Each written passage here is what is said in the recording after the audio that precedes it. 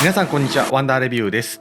本日はタイムコードについてお話ししたいと思います。結構今回タイムコードに関する動画を何個か作ったので、よろしければ気になるところ見てください。本日はこちら、アトモス社のウルトラシンク1について詳しく見ていこうと思います。まず前提ですけども、私は動画の中心がこちら、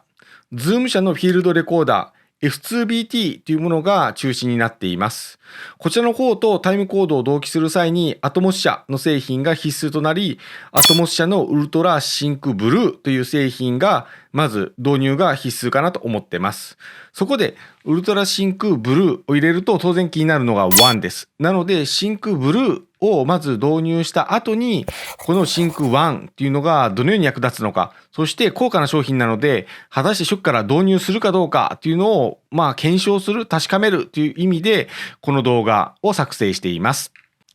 まずこちらのウルトラシンク1なんですけども、本当にどんなカメラとも接続できます。LTC も当然できますし、BNC の普通のタイム同期、本格的なもの、当然プロ用途のものでもともと培われた技術が入っているので、本当にどんなカメラでも接続できるというのが強い強みとなります。基本的に私自身 GoPro が結構ずっと回しているカメラになっていて、スキーだとかロードバイクだとかそういう時に GoPro を回しています。で GoPro とこのフィールドレコーダー、音声が同期取れれば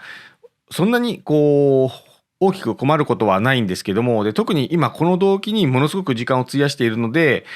本当に数時間、毎回の動画で数時間、かなり大きな時間を節約できるので、ウルトラシンクブルー導入する価値があるのかなと思ってます。で、この後に差し込むときに GoPro とあと他のカメラを何個か持っていくことがあります。行く場所によって変わりますが、こういうソニーのハンディカムを持っていくこともたくさんありますし、あとこういう DJI のポケット2を持っていくこともありますし、その他カメラを持っていくことがあります。大抵のカメラ、こういうふうに 3.5mm のマイクジャックというのを後からつけたり、もともとついているのが通常だと思います。なので、このウルトラシンク1の 3.5mm のジャックをカメラに接続すると、このタイムコードが音声としてどんどん録音されるので、後からちゃんとタイムコードを使って同期するということができます。で、大抵のケース、これでタイムコードも利用できるので問題ないのかなと思います。ただ一方でタイムコードの音声だけを録音しておくと、後で収録時に音声ミスってただとか、カメラ側の音声使うっていうこともゼロではないと思います。私自身も結構何回かそういう風に使って、カメラで音声取れててよかったということがあります。で、そういう時のためにこういう Y 字のケーブルがあって、片方にマイク、片方にウルトラシンク1をつなげて、タイムコードで LR で分けてタイムコードと音声を収録するものがあります。なので外部のスピーカーをこのジャックのところにつけて、でこっちから音声を入れて、であとタイムコードを反対側から入れて、カメラで両方ともタイムコードと音声収録するということが可能です。でこれでかなりカメラの音も撮りたいっていうのも問題解決できるかなと思います。で、私自身、あと α7C で一眼レフでも動画を撮ります。本当に差し込んで綺麗な映像というのはそちらで撮りたいということがあります。で、その際に使っているのが、やはり環境音をそういう場で結構ちゃんと撮りたくて、こういうソニーのマルチ周に対応したデジタルのマイクを使っています。で、これがどうしても LTC のマイクと普通に使うと2チャンネルまでしか対応できないので、どちらか選ぶということになります。で、これは少し参ったなと思ってます。なので、ソニーのカメラで結構 B ロールといいますか、綺麗な映像を撮っときたいなという時、撮ってるんですけども、その時に同時にこのカメラのマイクを使って音も収録していて、結構混ぜてこの音使うことが多いので、ここに関してはタイムコードか、通常の音声かどうしようかなと思います。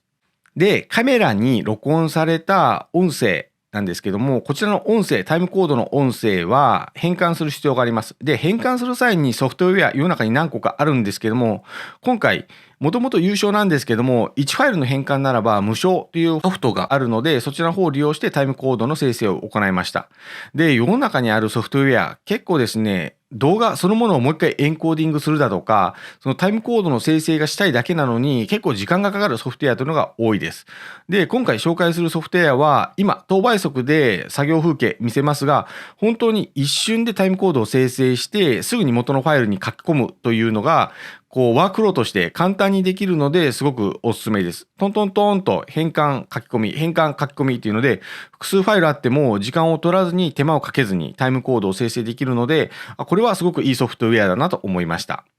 それでは本日のまとめです。今回ウルトラシンク1そのものの詳細なレビューではなかったですが、このウルトラシンクブルーを持っていて1、結構高価な1を買い足すかというところの個人的なまとめなんですけども、少しもうちょっとブルーをまず購入してそこで使ってみてからかなと考えています。で、ブルーを買うとこういうカチンコになるようなアプリが、